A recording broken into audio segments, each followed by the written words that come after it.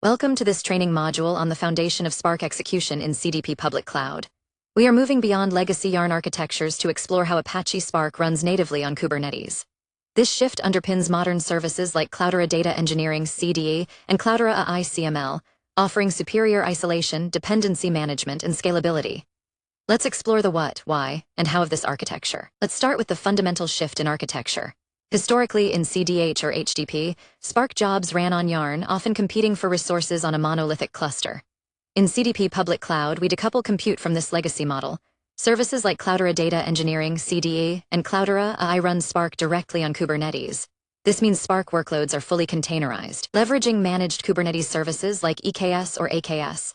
This shift eliminates the dependency on a permanent, shared Yarn cluster for these services, providing true cloud-native agility and multi-cloud portability. This flowchart visualizes the architectural migration. On the left, we have the legacy Yarn model. We move to the center node, the Kubernetes architecture, which is the new foundation. From there, you see two key services branching out, Cloudera Data Engineering and Cloudera AI. Both of these services converge on the same execution model, Spark on K8. This visualizes that regardless of whether you are doing data engineering or data science, the underlying engine is now containerized Spark running on Kubernetes. Why is this better? The key benefit is isolation. In Cloudera Data Engineering, we introduce the concept of virtual clusters, or VC. Think of a VC as a dedicated slice of the cluster. You define specific CPU and memory ranges for a VC, and it auto-scales within those limits. This completely isolates teams or workloads from one another. Unlike Yarn queues, which can be complex to tune, VCs provide hard boundaries enforced by Kubernetes namespaces. If the finance team's job spikes, it cannot starve the marketing team's resources because they run in separate, isolated virtual clusters. Here we see the CDE service container. Inside, we have two distinct virtual clusters, A and B. Notice that Team A's Spark jobs run exclusively inside virtual cluster A, while Team B's jobs run in virtual cluster B. This visual boundary represents the logical isolation. Even though they share the underlying Kubernetes infrastructure, the virtual cluster layer enforces resource quotas and separation, ensuring stable performance for both teams. How do we handle libraries? In the old world, upgrading a library on a cluster was a nightmare that could break existing jobs. With Spark on Kubernetes, that problem disappears. Spark and all its dependencies are bundled into immutable Docker images. You can even bring your own image BIOE with custom RPMs or Python packages pre-installed. This allows different jobs to use entirely different environments. Job A can use an older library version while Job B uses the latest, simultaneously on the same infrastructure. The platform handles distributing these images to the executor pods automatically. On the left, we have two distinct Docker images, custom image A and custom image B.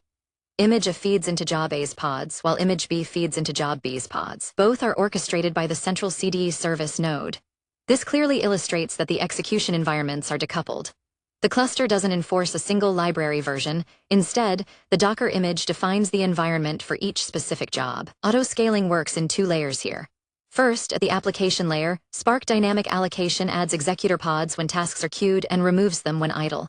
Second, at the infrastructure layer, the Kubernetes cluster autoscaler watches for pending pods. If you need more executors than the current nodes can support, K8 provisions new EC2 or Azure VMs automatically. CDE specifically uses the Apache Unicorn scheduler to pack these pods efficiently, minimizing the number of active nodes to save money. When the job finishes, the pods terminate and the cloud nodes scale back down. Start at the top with the Spark driver requesting resources. It talks to the Unicorn scheduler in Kubernetes. Step 1, Unicorn attempts to scale up executor pods. If there is no room, we move to Step 2, the pending pods trigger the cloud autoscaler. Step 3, the cloud autoscaler provisions actual physical worker nodes, servers, to accommodate the demand. This visualizes the chain reaction from application demand to physical infrastructure provisioning. In this foundation, storage and compute are completely decoupled. Your compute clusters can be spun up and down because the data lives persistently in S3, ADLs, or GCS. Spark connects directly to these object stores for input and output. However, Spark still needs fast local storage for shuffle data, intermediate data.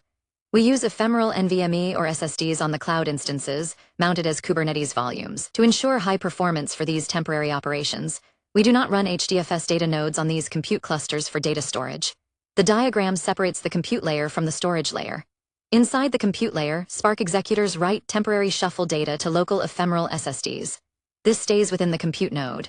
However, for actual data persistence, the arrow points down to the S3 or ADLs data lake. There is also a connection to SDX/Hive Metastore for metadata.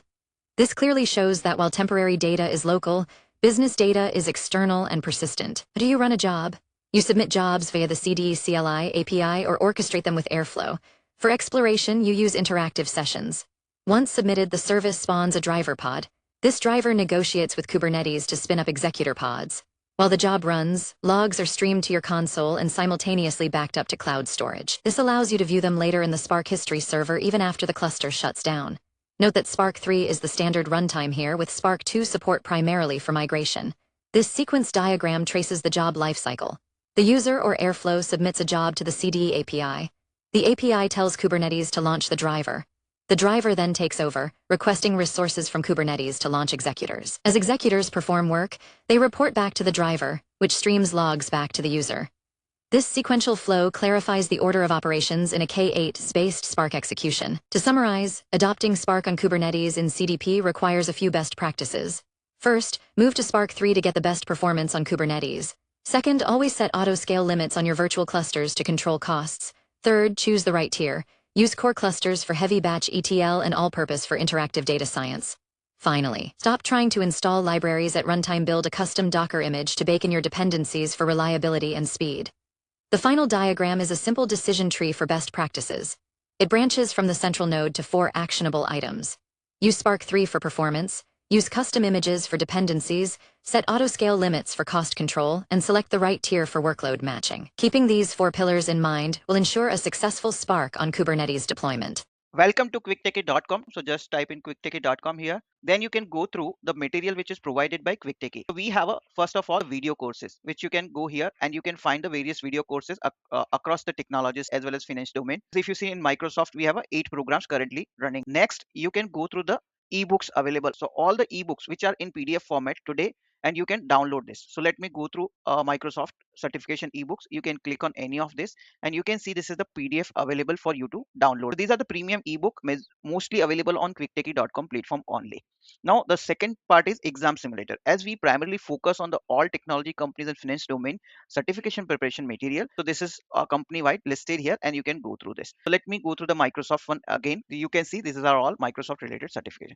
AB 730 exam, if you open it, so you can see here this, and all the practice papers are available here. Today we have a 5 practice paper. So click on the first practice paper. It would load the questions. You can answer this question. This is way you can answer it and you can move to the next question.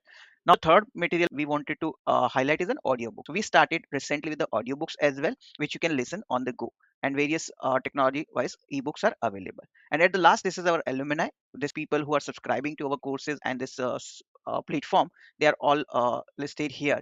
And at the end, I wanted to tell you, if you find any course or training or certification preparation material which you want to get us prepared for yourself, please put on the comment section. If you're watching on YouTube, on Udemy, or on this platform itself, quicktechie.com, then please put the comment, or you can even send an email to using this contact us options here. You can directly do the WhatsApp message. You can call us on this numbers as well.